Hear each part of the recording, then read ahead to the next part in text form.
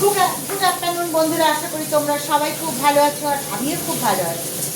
তা রান্না নিয়ে চলে আসলাম। দেখো, রান্না তো করতেই হবে, রোজ সকালে ডিউটি, বুঝেছো? এটা না করলে চাকরি থাকবে না, বুঝেছো?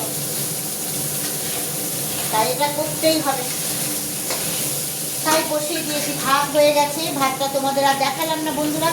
আর ভাতের মধ্যে দিয়েছি পেঁপে সিদ্ধ। পেঁপেটা একটুখানি পেকে পেকে গেছে, গাছের পেঁপে বুঝতে পারিনি। কালকে তোমাদের বলেছিলাম, কালকেও সিদ্ধ দিয়েছিলাম, আজকেও দিয়েছি। একটু মিষ্টি মিষ্টি লাগছে, খেতে খারাপ লাগছে না।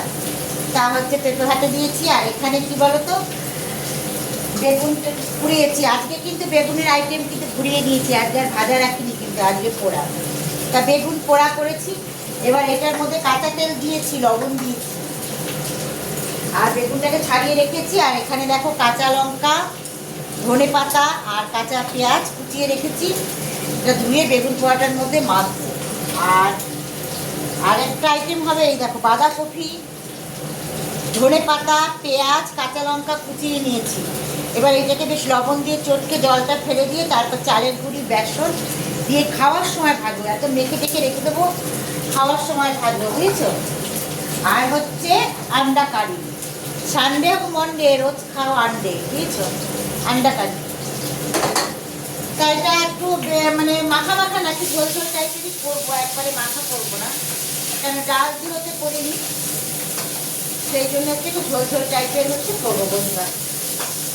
আর এখানে ডিমটা ভাজা তোমাদের দেখিয়ে দিয়েছি। আর এখানে আলু ভাজা হচ্ছে,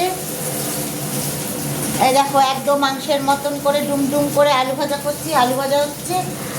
আর এখানে তোমার হচ্ছে আদা রসুন পেঁয়াজ, এটাকে আমি মিক্সিতে পেস্ট করে নেব, নিয়ে নিচ্ছি, পড়েও যাচ্ছে দেখো দেখাতে গিয়ে বাটির থেকে। তাই এটা ধুয়ে পেস্ট করবো। তাহলে আজকে দুপুরে কী কী মেনু বন্ধুরা সব কিছু তোমাদের সাথে শেয়ার করলাম। এখনকার মতন টাটা, পরে ভিডিও নিয়ে পরে আসবো।